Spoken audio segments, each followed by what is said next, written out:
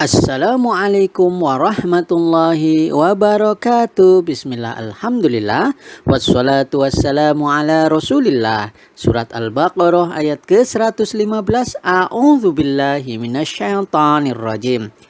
Walillahil masyriqu wal maghribu fa aynama tuwallu fa thamma wajhullahi innallaha wasi'un alimun. Dan kepunyaan Allah lah timur dan barat, maka kemanapun kamu menghadap, disitulah wajah Allah. Sesungguhnya Allah maha luas rahmatnya, lagi maha mengetahui. Baiklah, kita mulai dari walillahil masyriq wal maghrib. Dan kepunyaan Allah timur dan barat. Ini merupakan jumlah ismiyah. Apa itu jumlah ismiyah? Sesuai namanya, jumlah ismiyah adalah jumlah atau kalimat yang diawali dengan isim atau kata benda. Kalimat ini terdiri dari susunan mubtada dan khobar. Mubtada merupakan subjek dalam bahasa Arab. Karena menjadi subjek, maka mubtada mempunyai beberapa sifat, yaitu pertama, harus berupa isim ma'rifat atau kata khusus tertentu atau spesifik dan bukan umum. Contohnya adalah nama orang, kemasukan huruf alif lam, dan yang kedua tanda i'rabnya adalah rofa. Sedangkan khobar merupakan mutimul jumlah. Dia penyempurna dari sebuah kalimat, merupakan predikat, yaitu bertugas menjelaskan atau menerangkan keadaan mubtada atau subjeknya. Khobar bisa berupa kata atau anak kalimat. Sifat khobar yaitu satu, harus nakiroh atau bersifat kata umum.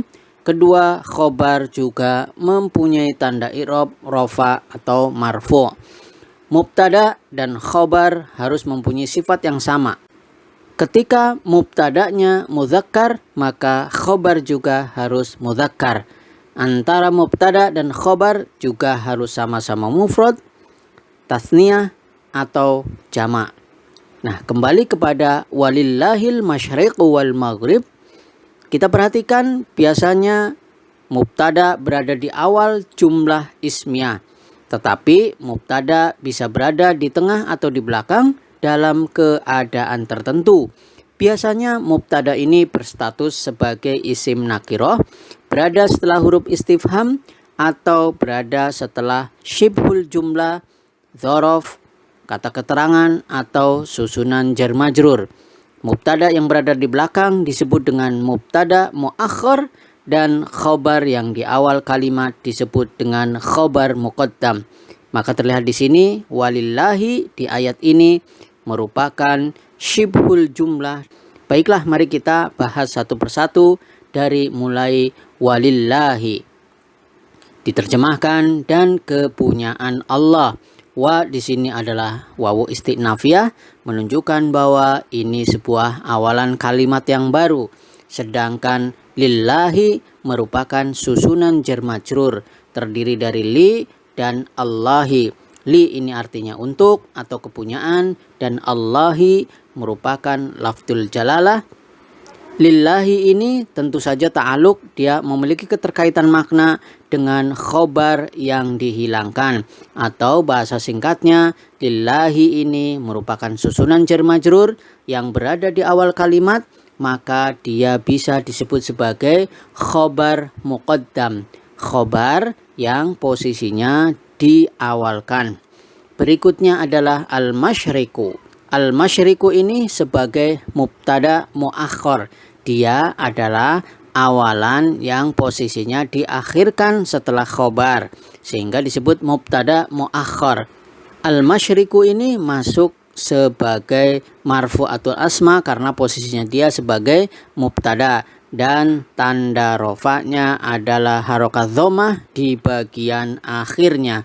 Sedangkan wal maghribu dan barat, wa di sini adalah wawu ataf, dan al maghribu merupakan ma'tuf, dia ngikut terhadap al masyriqu. Harokat akhirnya adalah dhammah karena dia juga masuk dalam isim-isim yang marfu, dan tanda rofanya sekali lagi harokat dhammah di bagian akhirnya.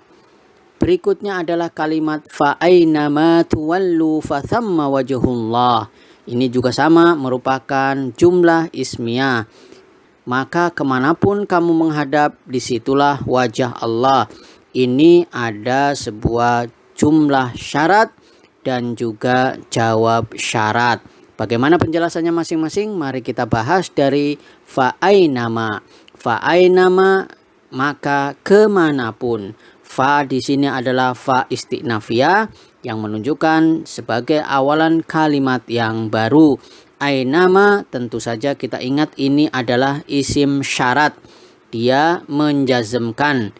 Berikutnya adalah tuwallu. Tuwallu artinya kamu menghadap. Tuwallu ini adalah fi'il mudhari. Dia kata kerja yang sedang berlangsung atau akan berlangsung.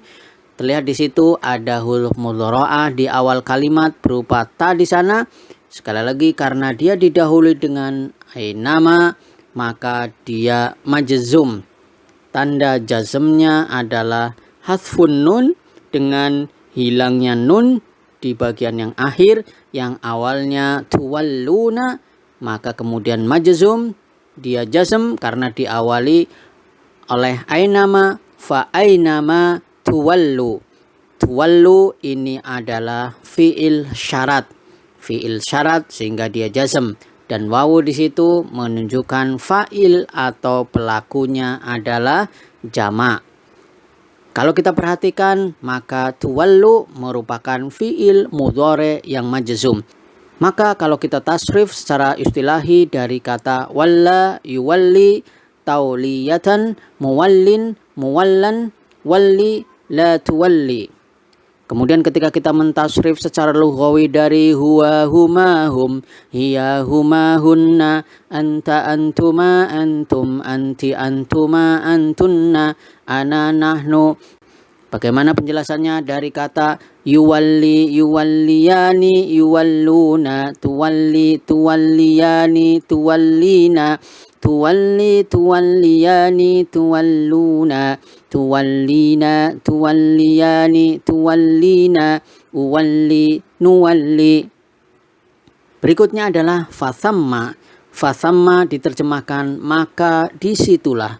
Fathamma di sini ada fa, merupakan fa rabithah jawab syarat. Dia merupakan penghubung terhadap jawab syarat. Dan thamma di sini adalah dzaraf makan, yakni adalah fa merupakan huruf, dia mabni fathah menjadi jawab syarat.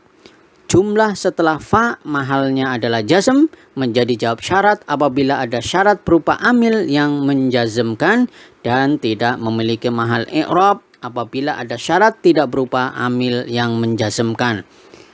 Kalau kita perhatikan maka fa sebagai penghubung terhadap jawab syarat dalam hal ini apabila jawab syarat terletak pada pertama jumlah ismiyah, kedua jumlah fi'liyah bersamaan dengan qad, ketiga jumlah fi'liyah bersamaan dengan ma, keempat jumlah fi'liyah bersamaan dengan lan, kelima jumlah fi'liyah bersamaan dengan sin atau saufa.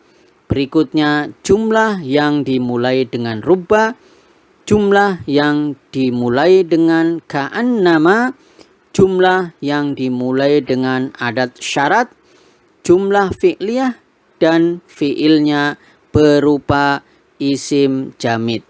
Oleh karena itu, maka kita paham kenapa kemudian fathamma yang diartikan maka disitulah jawab syaratnya diawali dengan fa. Berikutnya adalah wajhu. Wajhu artinya wajah. Kenapa harokat akhirnya adalah dhammah? Karena wajhu ini sebagai mubtada. Sedangkan Allahi merupakan mudhafun ilaih. Dia adalah lafdzul jalalah yang wajib majrur karena sebagai mudhafun ilaih. Innallaha wasi'un alim. Sesungguhnya Allah maha luas rahmatnya lagi maha mengetahui. Kenapa kemudian ini disebut jumlah ismiyah? Sejatinya kalimatnya adalah Allahu wasi'un alim.